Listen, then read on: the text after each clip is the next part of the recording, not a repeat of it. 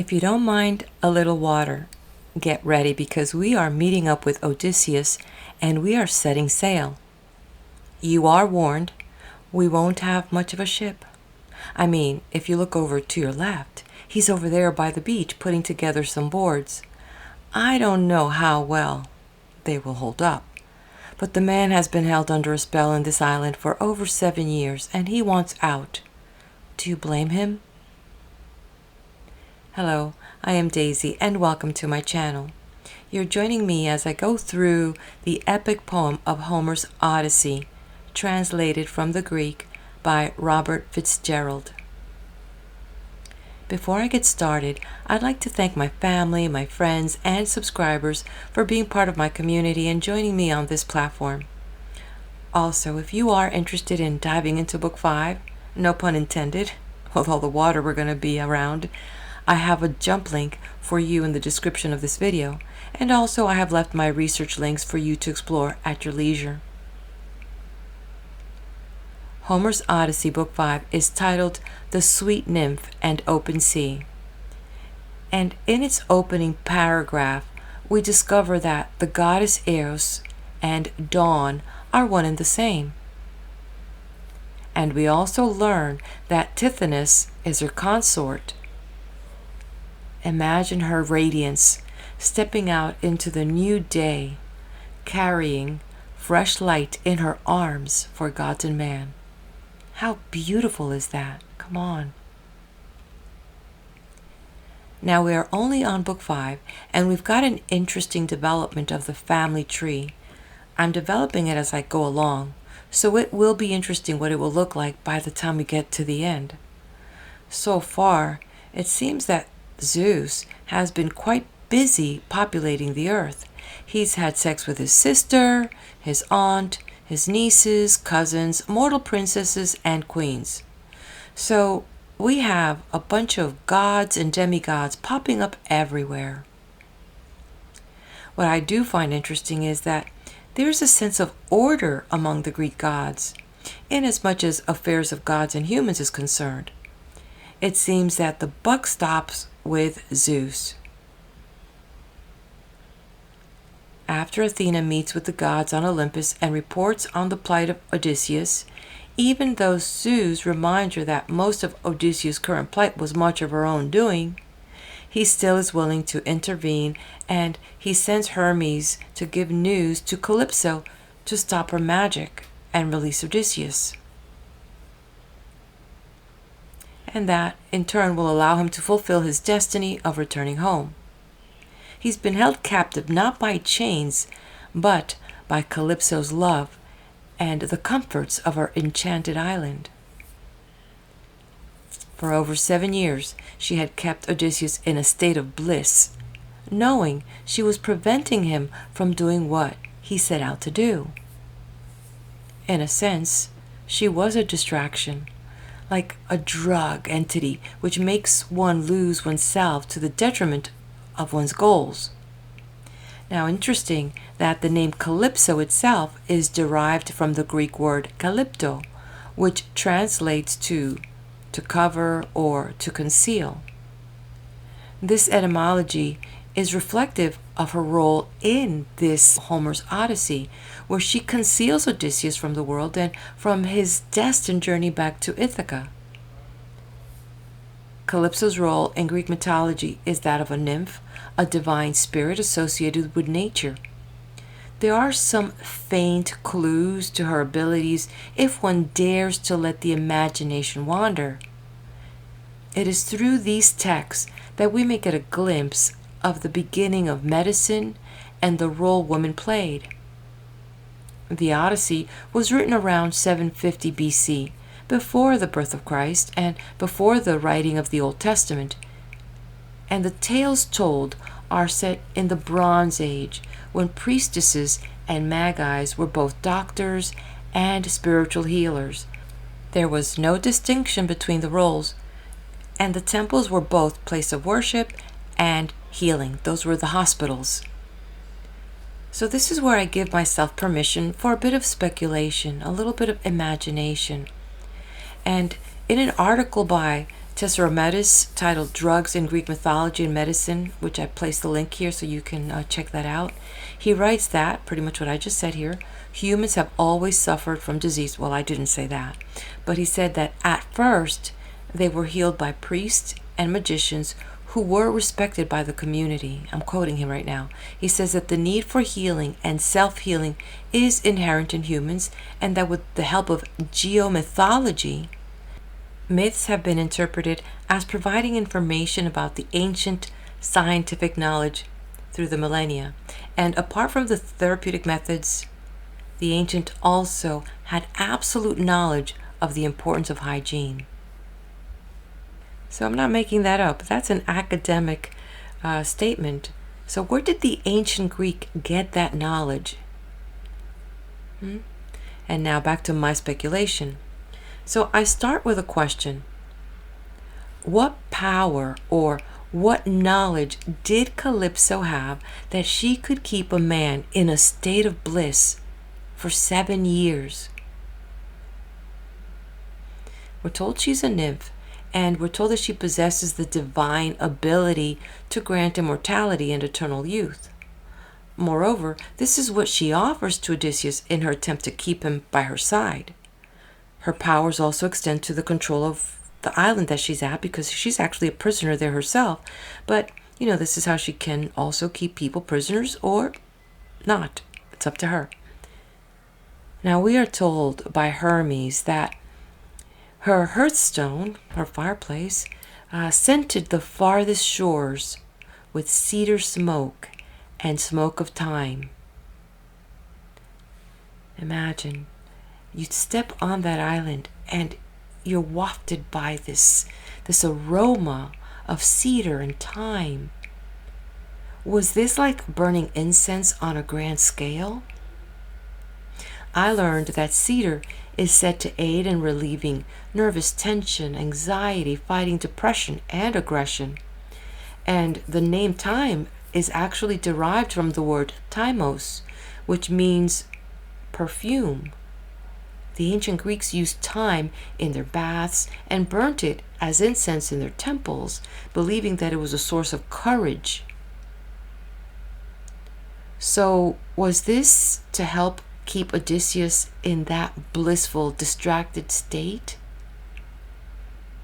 And also, Hermes tells us that there were beds of violets all throughout the island. And violets were considered a form of fertility and love by the ancient Greeks. And they were used in love potions. And they were also used to help induce sleep and strengthen the heart and calm anger. So I'm thinking, was she trying to keep Odysseus calm and in this state? And for you who are interested in herbs and maybe ancient herbs, if you dive into the Greek texts, the color purple seems to pop up as a concoction or a dye in treating people, and it's used in rituals. And I couldn't help noticing that Calypso not only had violets, which, the color violet has a derivative of purple, right? And it's growing all over her island. But Hermes also tells us that there's a crooking vine with purple cluster growing by her cave entrance. Could that be Clematis or Passionflower? Both of which contain hallucinogenics. So I found that a bit revealing for those that have eyes to see and ears to hear. And I also wondered, when she sends Odysseus off to sea, she gives him a scented cloak. What was it scented with? I mean, I've heard people making sachets of yarrow to enhance their sleep. So, is this scented with something? We could only speculate, right? I also would be remiss if I failed to mention the most magical enchantment of all used by Calypso, which is her voice. Hermes said he could hear the high and low of her sweet voice. It is very well documented that we can trace music therapy back to ancient Greece, specifically the Greek god Apollo. He was known for many things, but most especially he is associated with music and medicine. And perhaps it was not just Calypso's voice and tone that was enchanting, but perhaps she was weaving thoughts into Odysseus' mind to make him forget that he wanted to return home. Yet, despite all her enchantment, clearly Hermes had a message to deliver, and Calypso, in the end, complied. Hey, so watch yourself. We are in tight quarters here with Odysseus. Not much room on this makeshift boat. We're already in the water. We've already off the shore, and night is upon us. And Odysseus is quite the astronomer. He wants you to look up. He's pointing out at the Pleiades. Look, the laggard plowman, the great bear, and Orion. Can you feel the magic of the ancient Greek? The music, the pharmacology, the astronomy? And you thought this was just poetry, right?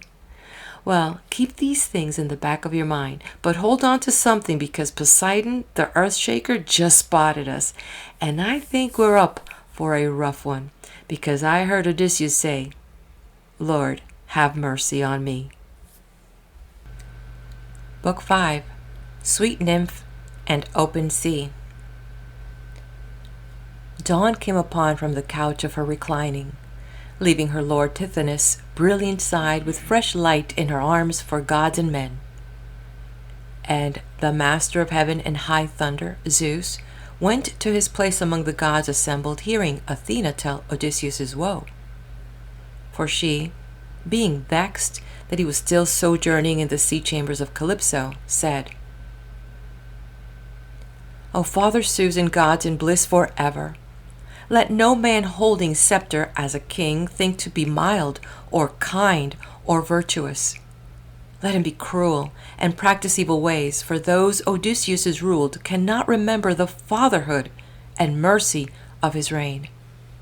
Meanwhile, he lives and grieves upon that island in thraldom to the nymph. He cannot stir, cannot fare homeward, for no ship is left him, fitted with oars, no crewmen or companions to pull him on the broad back of the sea. And now murder is hatched on the high sea against his son, who sought news of his father in the holy lands of Pylos and Lacedaemon." To this, the summoner of cloud replied, "My child, what odd complaints you let escape you?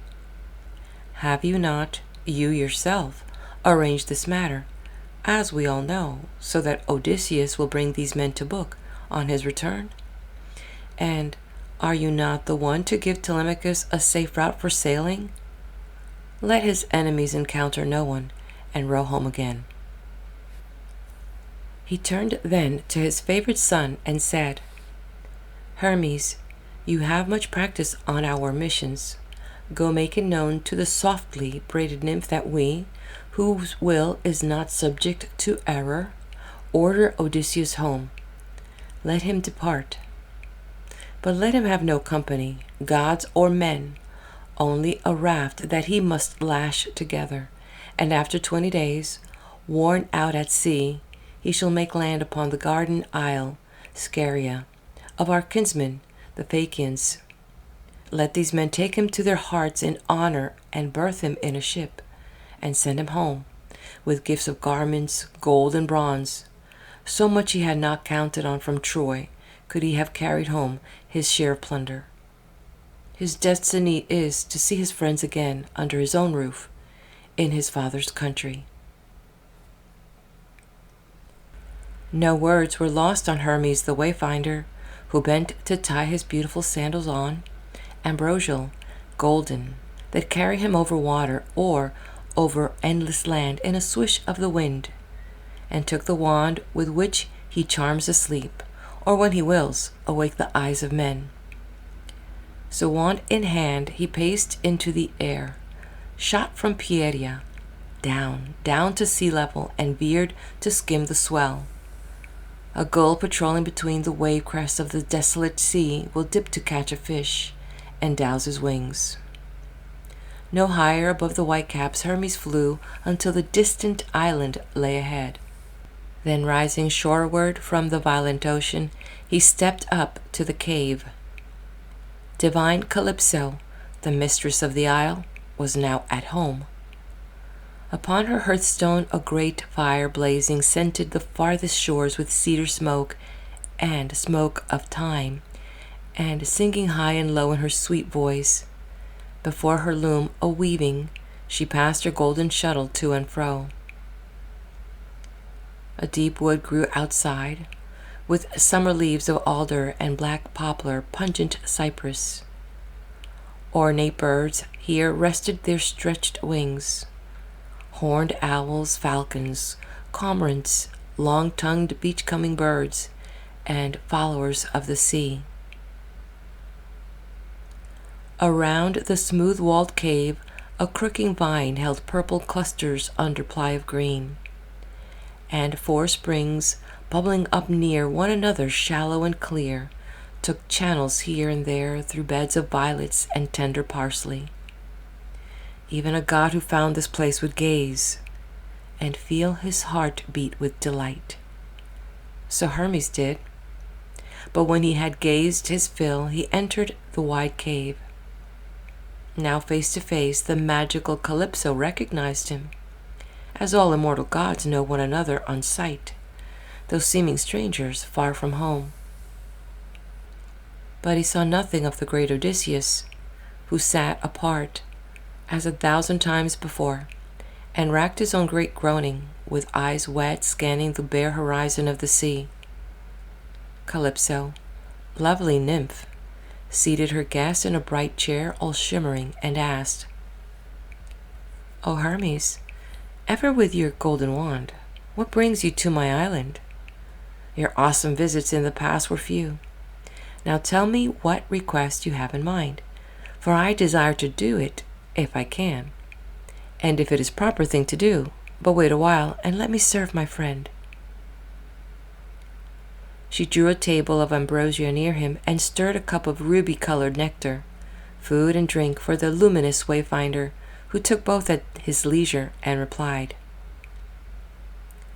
"Goddess to god, you greet me, questioning me? Well, here is truth for you in courtesy. Zeus made me come, and not my inclination.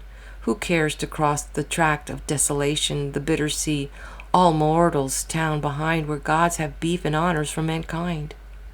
But it is not to be thought of, and no use, for any god to elude the will of Zeus. He notes your friend, most ill-starred by renown of all the peers who fought for Priam's town. 9 years of war they had, before great Troy was down. Homing, they wronged the goddess with grey eyes, who made a black wind blow and the seas rise, in which his troops were lost, and all his gear, while easterlies and current washed him here. Now the command is, send him back in haste. His life may not in exile go to waste. His destiny, his homecoming, is at hand, when he shall see his dearest and walk on his own land." That goddess most divinely made shuddered before him, and her warm voice rose. "O you vile gods, in jealousy supernal, you hate it when we choose to lie with men, immortal flesh by some dear mortal's side. So radiant dawn once took to bed Orion until you easeful gods grew peevish at it, and holy Artemis, throned in gold, hunted him down in Delos with her arrows. Then Demeter of the tasseled tresses yielded to Iason, mingling and making love in a furrow 3 times plowed. But Zeus found out and killed him with a white-hot thunderbolt. So now you grudge me too, my mortal friend. But it was I who saved him, saw him straddle his own keel board, the one man left afloat when Zeus rent wide his ship with chain lightning and overturned him in the wind-dark sea.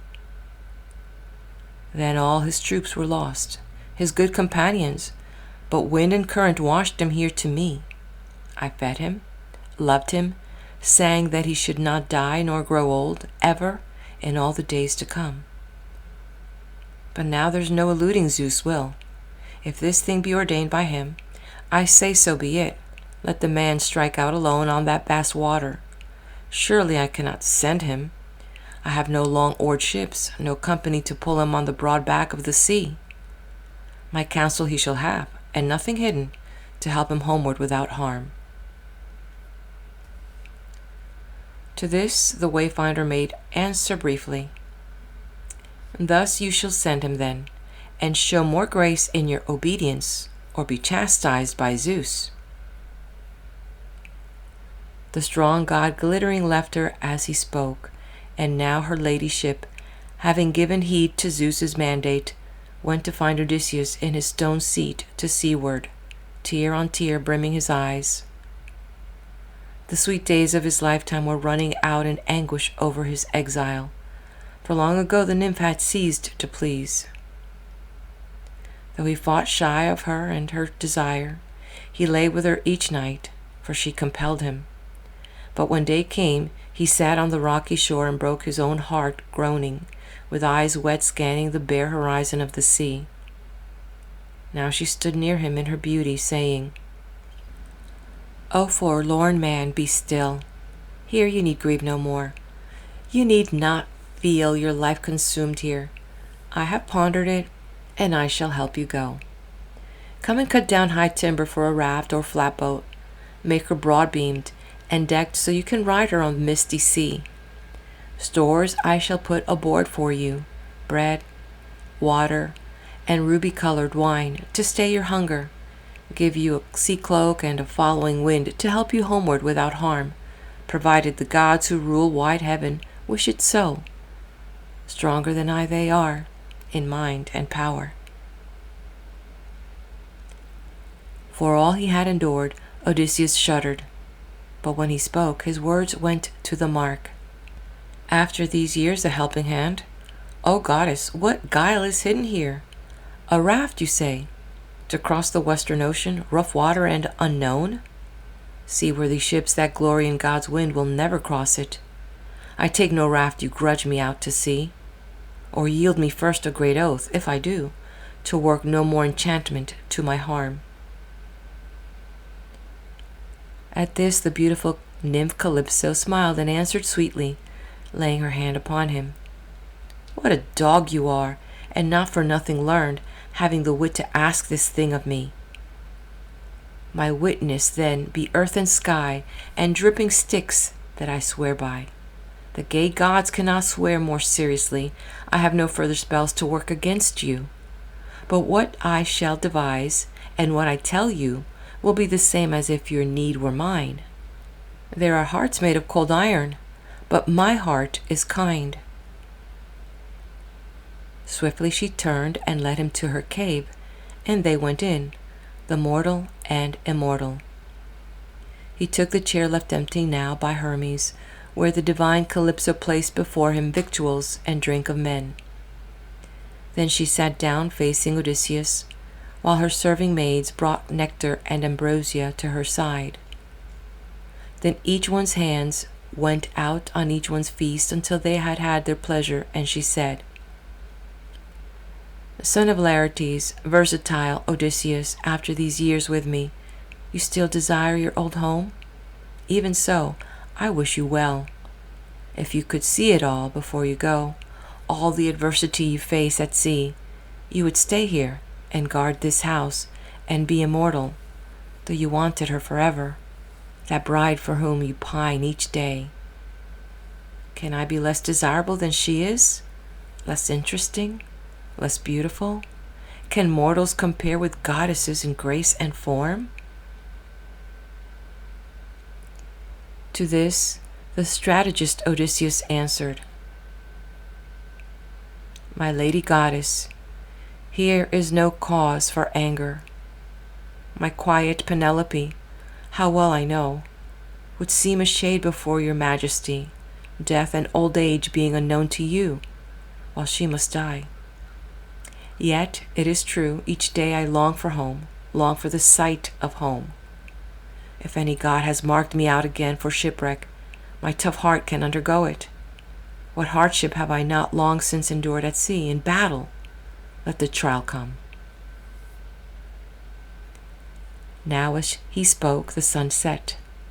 Dusk drew on, and they retired, this pair, to the inner cave to revel and rest softly side by side.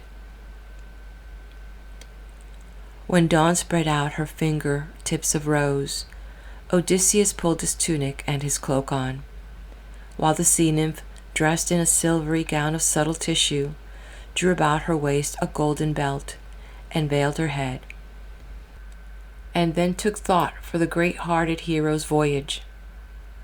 A brazen axe at first she had to give him, two-bladed, and agreeable to the palm with a smooth-fitting haft of olive oil. Next, a well-polished adze, and then she led him to the island's tip where bigger timber grew besides the alder and poplar, tall pine trees, long dead and seasoned, that would float him high. Showing him in that place her stand of timber, the loveliest of nymphs took her way home. Now the man fell to chopping. When he paused, 20 tall trees were down. He lopped the branches, split the trunks, and trimmed his puncheons true. Meanwhile Calypso brought him an auger tool with which he drilled through all his planks, then drove stout pins to bolt them, fitted side by side. A master shipwright building a cargo vessel lays down a broad and shallow hull. Just so Odysseus shaped the bottom of his craft. He made his decking fast to close-set ribs before he closed the side with longer planking, then cut a mast pole and a proper yard, and shaped a steering oar to hold her steady. He drove long strands of willow in all the seams to keep out waves, and ballasted with logs. As for a sail, the lovely nymph Calypso brought him a cloth so he could make that too. Then he ran up his rigging, halyards, braces, and hauled the boat on rollers to the water. This was the 4th day, when he had all ready. On the 5th day, she sent him out to sea. But first she bathed him, gave him a scented cloak, and put on board a skin of dusky wine with water in a bigger skin, and stores, boiled meats and other victuals, in a bag. Then she conjured a warm land breeze to blowing. Joy for Odysseus when he shook out sail.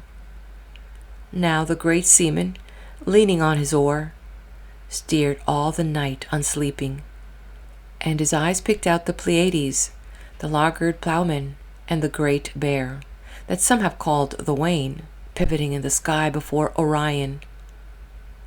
Of all the night's pure figures, she alone would never bathe or dip in the ocean stream. These stars the beautiful Calypso bade him hold on his left hand as he crossed the main. 17 nights and days in the open water he sailed, before a dark shoreline appeared. Scaera then came slowly into view, like a rough shield of bull's hide on the sea. But now the god of earthquake, storming home over the mountains of Asia from the sunburned land, sighted him far away. The god grew sullen and tossed his great head, muttering to himself, "Here's a pretty cruise. While I was gone, the gods have changed their minds about Odysseus. Look at him now, just ashore off that island that frees him from the bondage of his exile. Still, I can give him a rough ride in, and will." Brewing high thunderheads, he churned the deep with both hands on his trident, called up wind from every quarter, and sent a wall of rain to blot out land and sea in torrential night.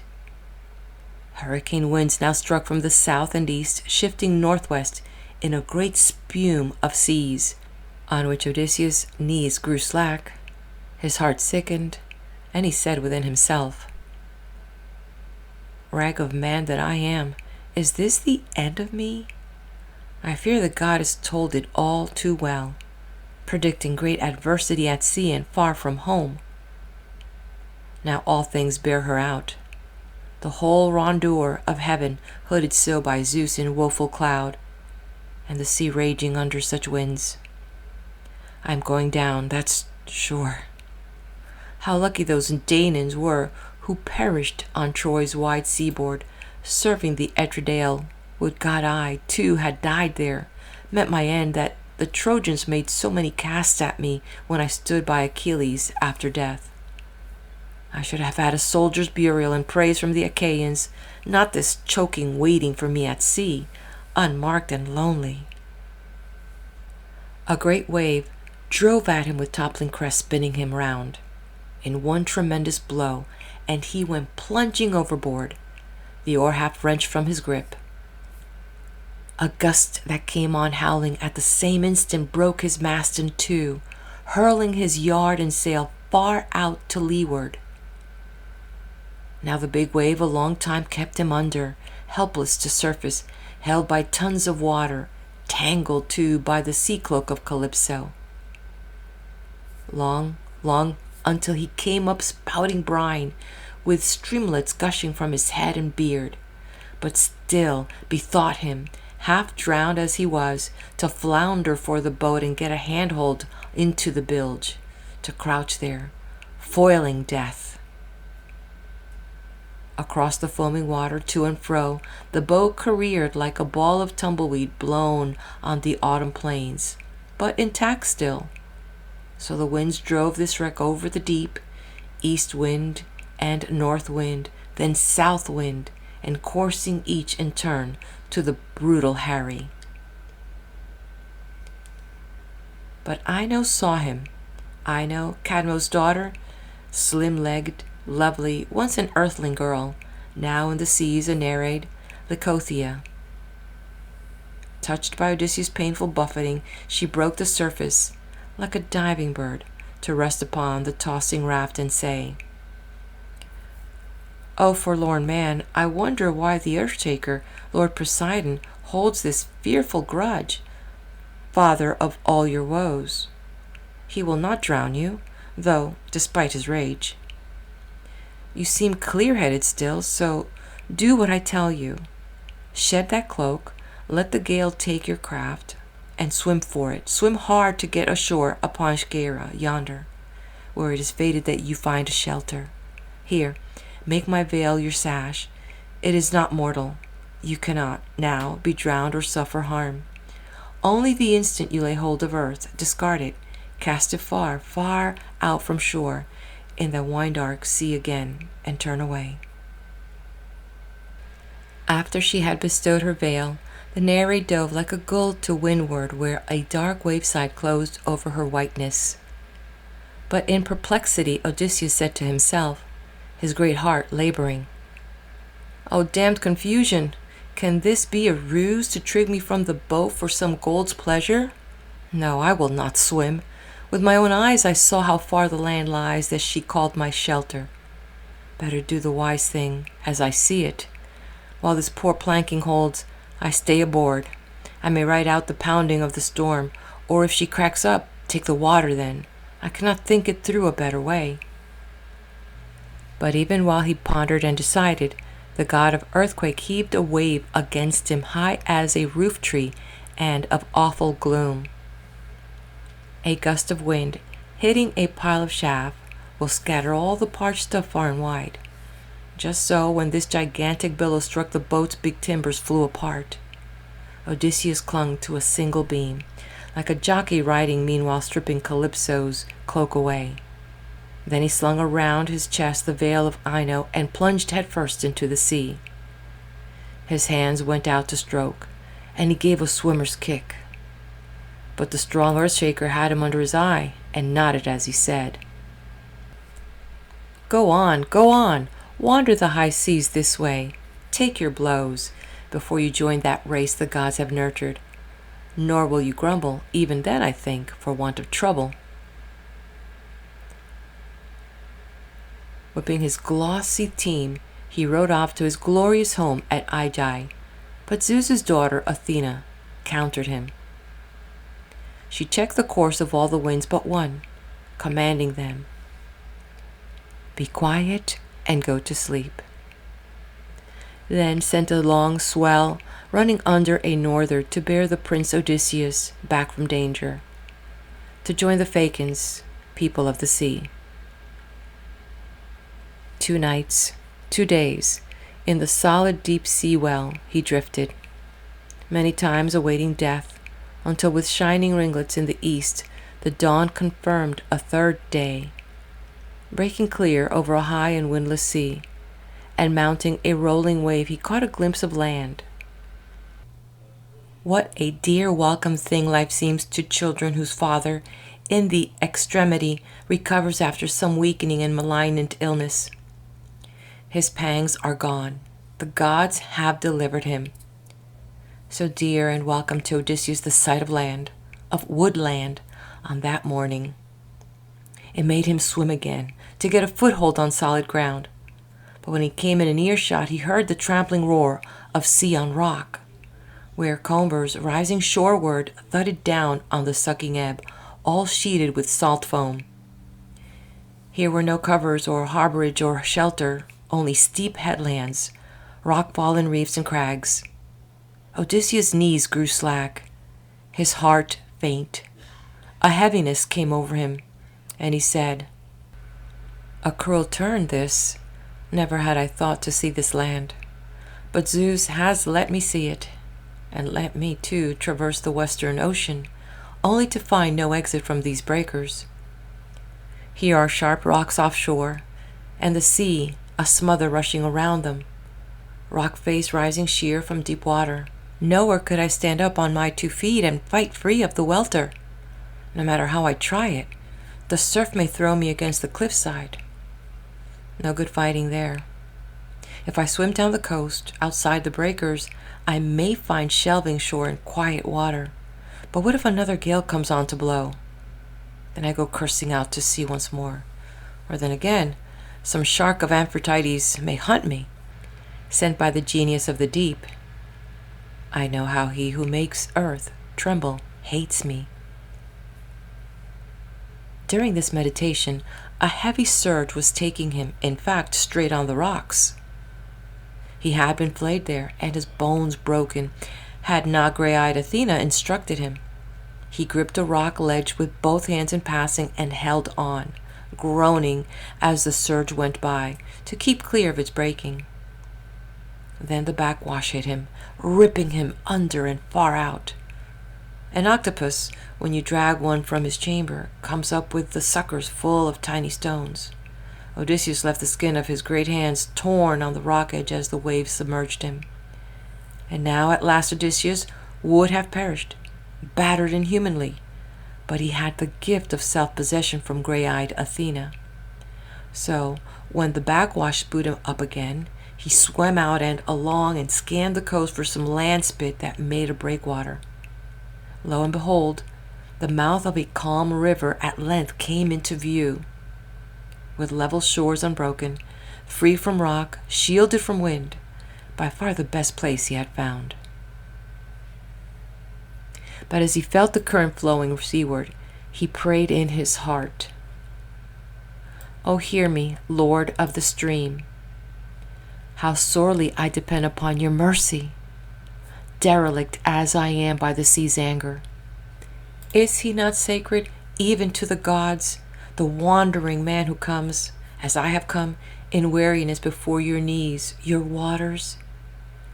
Here is your servant. Lord, have mercy on me."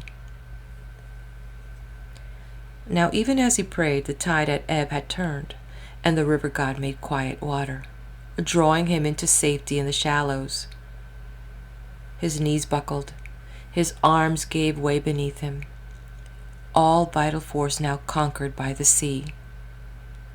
Swollen from head to foot he was, and sea water gushed from his mouth and nostrils. There he lay, scarce drawing breath, unstirring, deathly spent.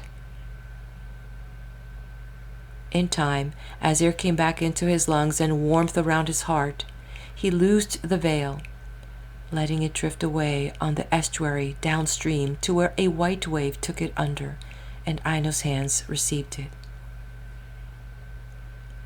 Then the man crawled to the river bank among the reeds where, face down, he could kiss the soil of earth, in his exhaustion, murmuring to himself, What more can this hulk suffer? What comes now? In vigil through the night here by the river, how can I not succumb, being weak and sick, to the night's damp and hoarfrost of the morning? The air comes cold from rivers before dawn, but if I climb the slope and fall asleep in the dark forest undergrowth, supposing cold and fatigue will go, and sweet sleep come, I fear I make the wild beast easy prey. But this seemed best to him as he thought it over. He made his way to a grove above the water on open ground, and crept under twin bushes grown from the same spot, olive and wild olive, a thicket proof against the stinging wind or sun blaze. Fine soever the kneading night, nor could a downpour wet it through, so dense those plants were interwoven. Here Odysseus tunneled, and raked together with his hands a wide bed, for a fall of leaves was there, enough to save 2 men or maybe 3 on a winter night, a night of bitter cold. Odysseus' heart laughed when he saw his leaf bed, and down he lay, heaping more leaves above him. A man in a distant field, no hearth fires near, will hide a fresh brand in his bed of embers to keep a spark alive for the next day. So when the leaves of Odysseus hid himself, while over him Athena showered sleep that his distress should end, and soon, soon, in quiet sleep she sealed his cherished eyes. End of Book 5.